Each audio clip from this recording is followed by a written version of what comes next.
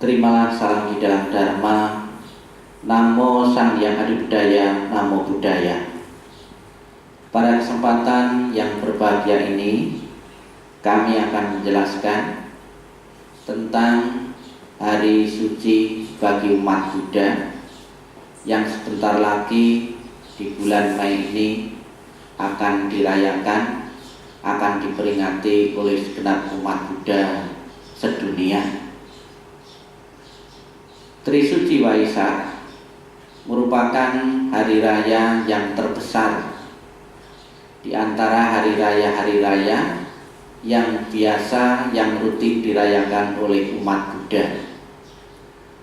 Dan di Trisuci Waisak ini merupakan hari yang sangat istimewa, yang biasanya umat Buddha di perayaan-perayaan yang lain itu hanya memperingati satu peristiwa saja. Namun di saat umat Buddha merayakan Trisuci Waisak ini sekaligus memperingati, mengenang 3 peristiwa penting sekaligus. Maka di dalam bahasa Sanskerta disebut dengan istilah Trisuci. Tri artinya 3. Di dalam bahasa Pali, Ti artinya juga 3. Dan 3 peristiwa penting ini banyak diyakini di kalangan umat Buddha terjadi di bulan yang sama, yaitu di bulan Waisak. Dan urutan perayaan Trisuci Waisak ini untuk saat ini sudah menginjak tahun 2560 BE, singkatan dari Buddhist Era.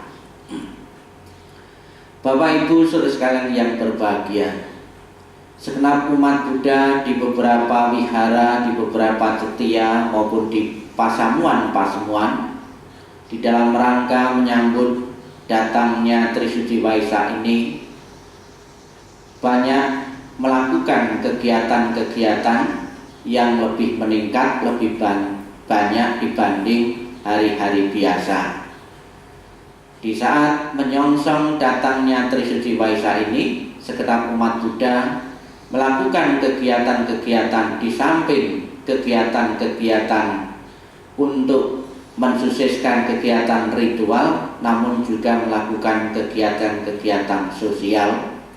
Antara lain mereka membagi sembako di daerah-daerah tertentu, di masyarakat tertentu yang layak menerima.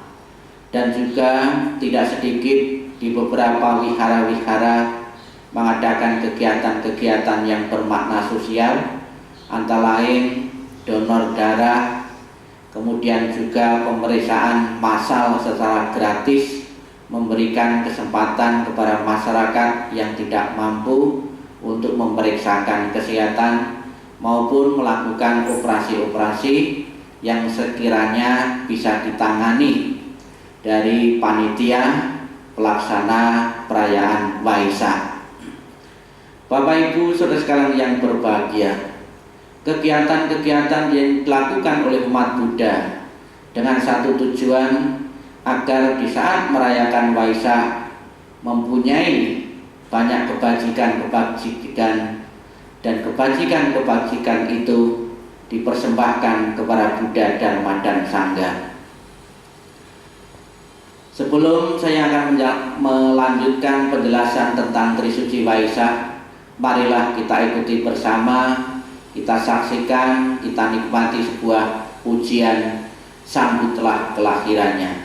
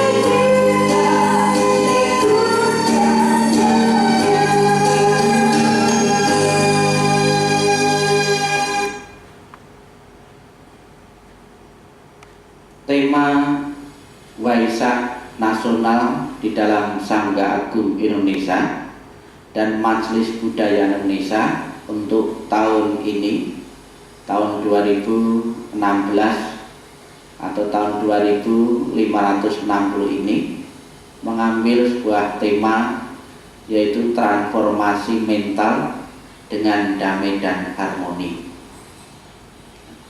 Apa yang dimaksud dengan transformasi?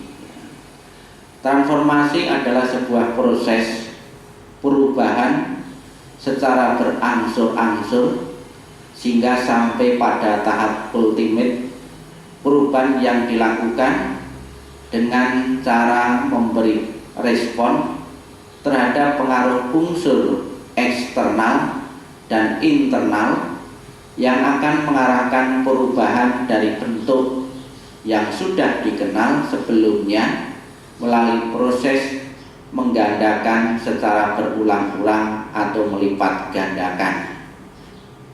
Kemudian istilah mental sendiri mempunyai arti sebagai kepribadian yang merupakan kebulatan yang dinamik yang dimiliki seseorang yang tercermin dalam sikap dan perbuatan atau terlihat dari psikomotornya. Dalam ilmu psikoterapi, dalam psikoterapi, kata mental sering digunakan sebagai ganti dari kata personality, kepribadian, yang berarti bahwa mental adalah unsur-unsur jiwa termasuk pikiran, emosi, sikap dan perasaan yang dalam keseluruhan dan kebulatannya akan menentukan corak, laku, cara menghadapi satu hal yang menekan, perasaan, mengecewakan dan menggembirakan, menyenangkan dan sebagainya. Kata mental memiliki persamaan makna dengan kata psikis, berasal dari bahasa Latin yang berarti psikis atau jiwa. Istilah damai dimaknai adalah sebuah harmoni dalam kehidupan alami antar manusia, di mana tidak ada perseteruan atau konflik. Bisa diartikan juga tidak adanya kekerasan dan sistem keadilan berlaku baik dalam kehidupan pribadi antar personal maupun dalam sistem keadilan sosial politik lokal, menyeluruh dan secara global. Di dalam politik internasional, damai diartikan sebagai tidak ada perang. Hal-hal yang paling berpotensi termasuk diantaranya ketidakamanan, kesenjangan sosial, otoritas dan kekuasaan, kesenjangan ekonomi, rasis, agama, dan radikalisme. Itulah Bapak Ibu Saudara sekalian yang diambil dari tema dari Sangga Agung Indonesia dan Majelis Budayana yang perlu dimengerti, dimaknai oleh segenap umat Buddha dimanapun berada. Istilah Waisak yang dikenal oleh kalangan umat Buddha ini berasal dari bahasa Sanskrit, merupakan hari suci agama Buddha.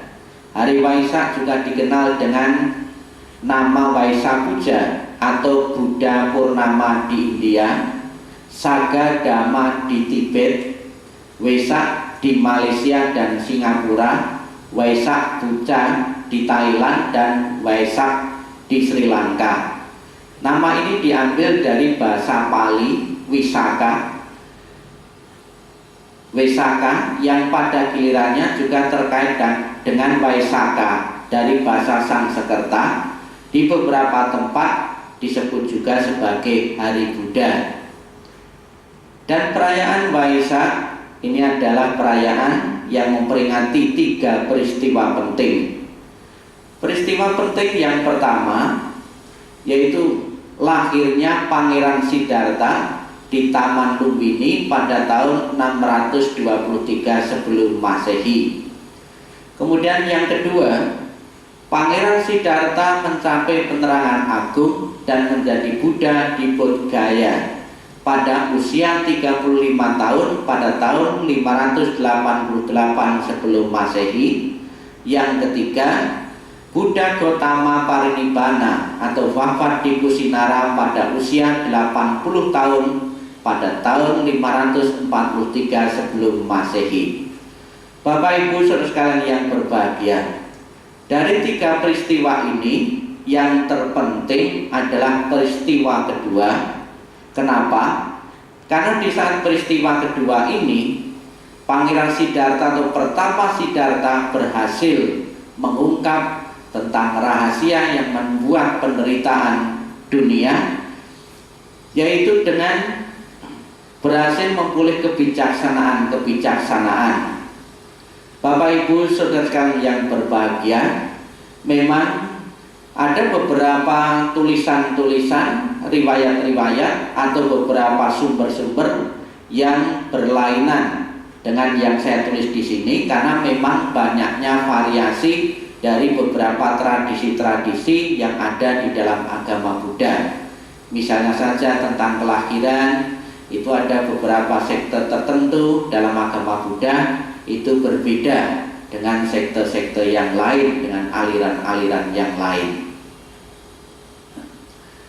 3 peristiwa penting ini secara bersama-sama, secara serentak pernah ditetapkan untuk dirayakan bersama-sama sejak tahun 1950.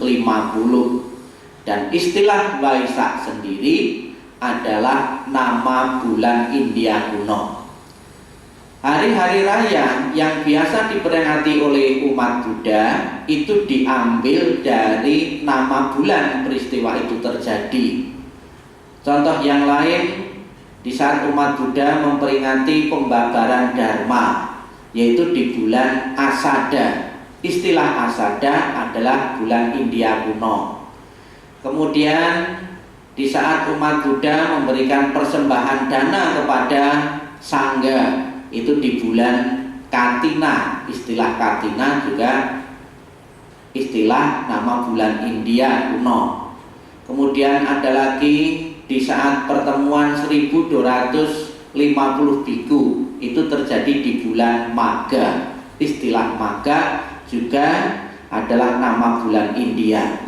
Sebetulnya yang benar di dalam kalangan umat Buddha bukan memperingati hari raya, namun yang diperingati adalah bulan, bukan hari. Karena istilah Waisak, Magha Puja, Asada maupun Katina itu bukan nama hari, namun nama bulan. Berdasarkan penelitian oleh para ahli arkeologi, sampai sekarang pun bisa kita lihat, bisa kita saksikan di India sana, kurang lebih atau kira-kira tempat kelahiran Pangeran Siddhartha ini sekarang menjadi negara Nepal, dan juga sudah digali. Diperkirakan di tempat ini dapat kita lihat fotonya, gambarnya, ada tempat di mana bayi Siddhartha pernah dilahirkan, yaitu di Taman Lumbini.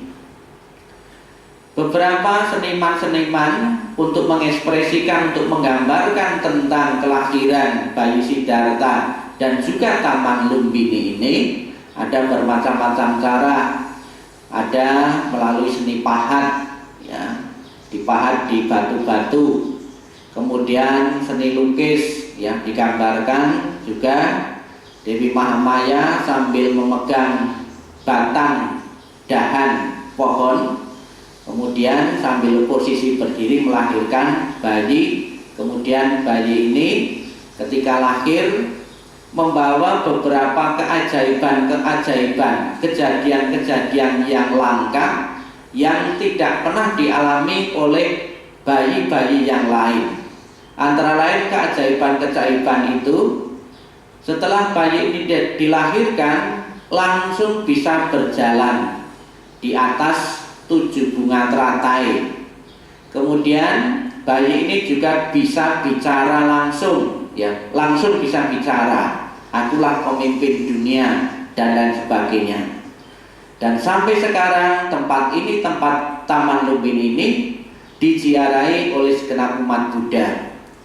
Sang Buddha pernah mengatakan, barang siapa mereka yang mempunyai keyakinan dan mau berkunjung di 4 tempat yang ditunjukkan oleh Sang Buddha, dan setelah mati maka badan jasmaninya itu setelah mati dia akan terlahir di alam surga. Kita saksikan bersama dan kita ikuti lagi sebuah pujian tentang kelahiran Bayu Siddhartha.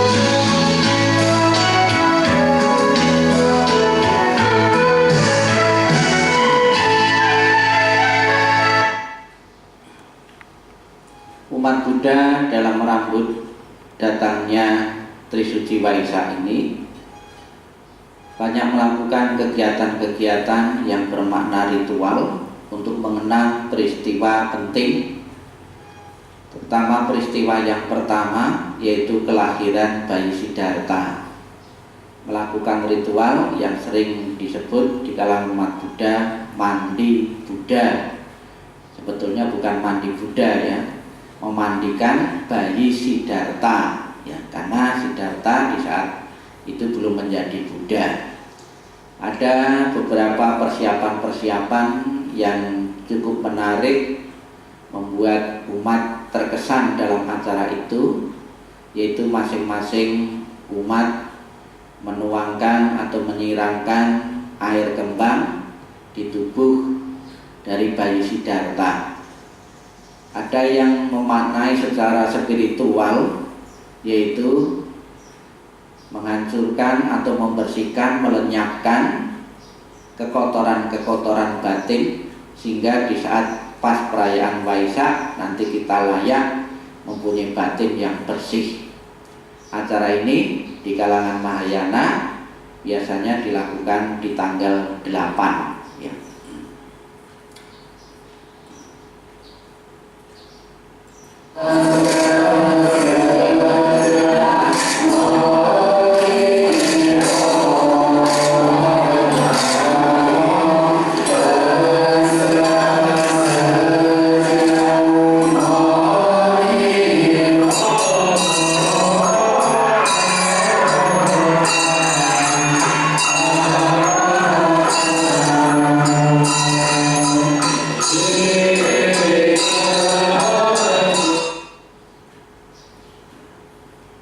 Bayi Siddhartha setelah berusia beberapa hari oleh ayahnya Raja Suddhodana. Raja Suddhodana di istana mengundang beberapa peramal yang terpandang, terkenal pada waktu itu. Disebutkan di dalam kitab suci sebanyak 108. Dari 108 itu masing-masing meramal tentang nasib nanti atau perjalanan hidup yang akan dilalui oleh bayi Siddhartha. Ada pertapa yang meramalkan ada dua kemungkinan nanti setelah dewasa bayi Siddhartha ini akan menjadi raja di raja. Kemudian yang kedua akan menjadi seorang Buddha. Ada seorang pertapa yang paling muda pada waktu itu meramalkan dan bisa memastikan nanti bayi Siddhartha akan menjadi seorang Buddha ya, yaitu pertapa Kondana ya.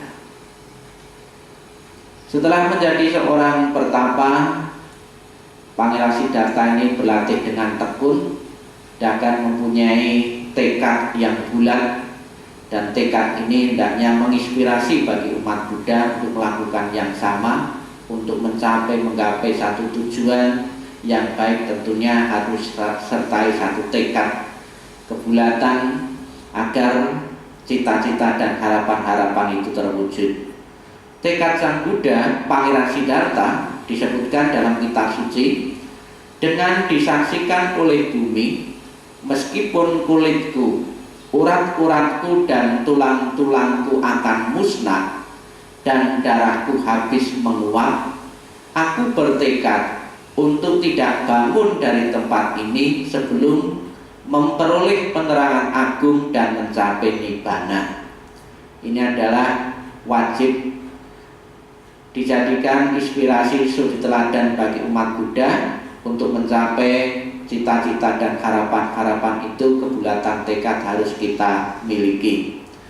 Sebab sering kita saksikan di lingkungan kita, di lingkungan wihara, banyak para pengurus-pengurus belum masa kerjanya itu belum habis mengundurkan diri. Dan juga ada beberapa karya-karya kemanusiaan yang tadinya menjadi sukarelawan kemudian mengundurkan diri dengan alasan yang tidak jelas. Ini jangan sampai terjadi lagi di kalangan umat Buddha. Tujuan yang baik tentunya kita harus bersama-sama mewujudkan tujuan-tujuan itu demi kesejahteraan bersama. Peristiwa yang kedua yaitu Pangeran Siddhartha mencapai penerangan agung dan menjadi Buddha di Bodh Gaya atau Buddha Gaya pada usia 35 tahun pada tahun 588 sebelum Masehi. Marilah kita saksikan bersama proses di saat pertama Siddhartha mencapai penerangan sempurna.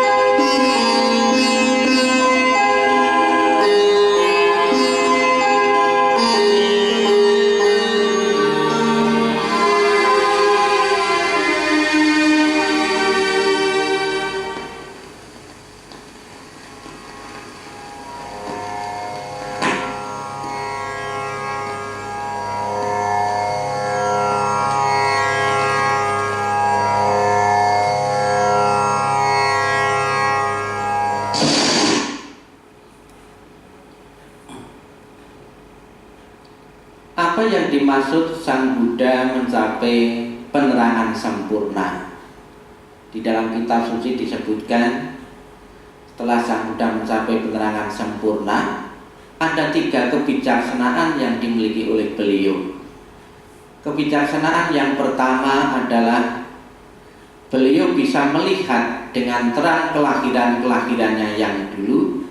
Hal ini terjadi pada waktu jaga pertama, yaitu antara jam 18 sampai jam 22. Kebijaksanaan yang kedua, kebijaksanaan untuk melihat dengan terang kematian dan tumimbal lahir kembali dari makhluk-makhluk sesuai dengan tumpukan atau timbunan karma masing-masing.